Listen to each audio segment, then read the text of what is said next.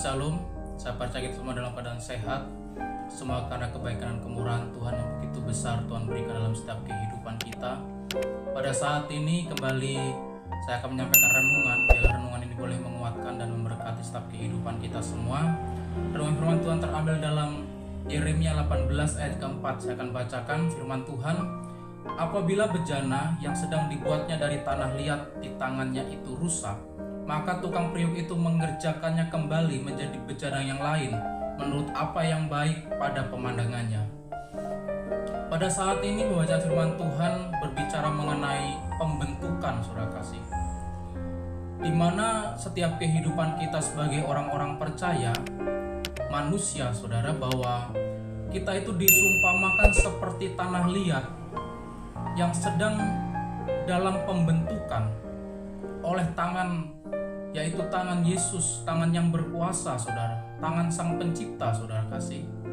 Tentunya kalau kita berbicara pembentukan, proses itu tidak mudah, itu tidak gampang.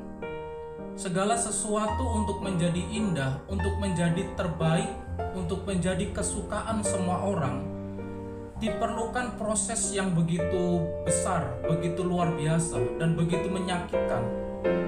Segala barang-barang yang mahal, saudara kasih, yang dijual memiliki nilai yang tinggi, itu memiliki suatu proses yang begitu panjang, tidak instan, tidak gampang.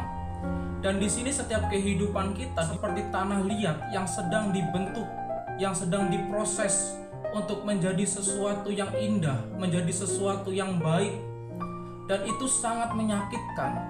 Kita perlu merelakan diri kita, mengikhlaskan diri kita dalam pembentukannya Tuhan, dalam prosesnya Tuhan.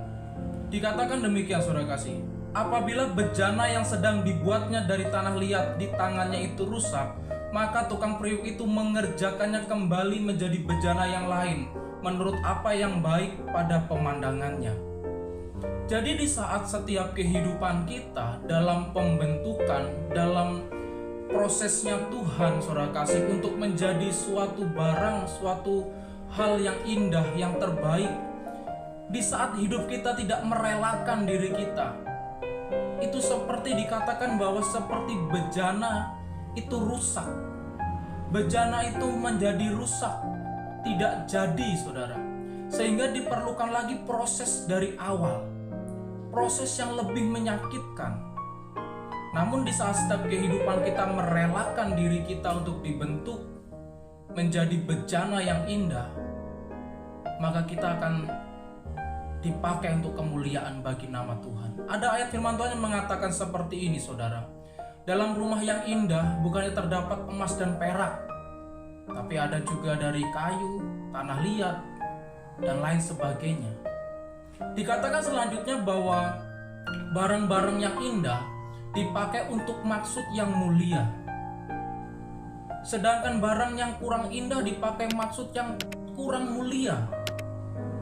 Setiap kehidupan orang percaya di saat dia mau dibentuk oleh Tuhan menjadi barang yang indah, yang berkualitas seperti emas dan perak permata, saudara kasih, bahwa di situ kita akan menjadi perabot yang mulia, perabot yang terbaik, ditempatkan yang terbaik, tidak sembarangan. Maka dari itu kita perlu merelakan diri kita. Jangan kita mengeraskan hidup kita, karena pembentukan Tuhan pasti memiliki suatu rencana yang indah dalam setiap kehidupan kita. Walaupun secara manusia menyakitkan, tapi ada suatu rencana yang Tuhan berikan dalam setiap kehidupan kita, saudara. Puji Tuhan, saudara kasih. Mungkin hari-hari ini kita sedang mengalami pembentukan itu. Entah itu dari segi apa, saya tidak tahu, saudara. Entah pembentukan itu dari keluarga kita, dari teman, dari mungkin orang terdekat kita, mungkin pembentukan dari anak-anak kita, di tengah-tengah pekerjaan kita. Pembentukan itu mungkin dari sakit penyakit, dari beban masalah yang kita hadapi. Kita harus sadar dan tahu bahwa ada maksud Tuhan dalam setiap kehidupan kita untuk menjadikan hidup kita menjadi perabot yang mulia. Puji Tuhan, saudara kasih. Biarlah renungan ini boleh menguatkan dan memberkati setiap kehidupan kita semuanya, agar hidup kita semakin merelakan diri kita untuk dibentuk menjadi hal yang mulia. Puji Tuhan, Tuhan Yesus memberkati.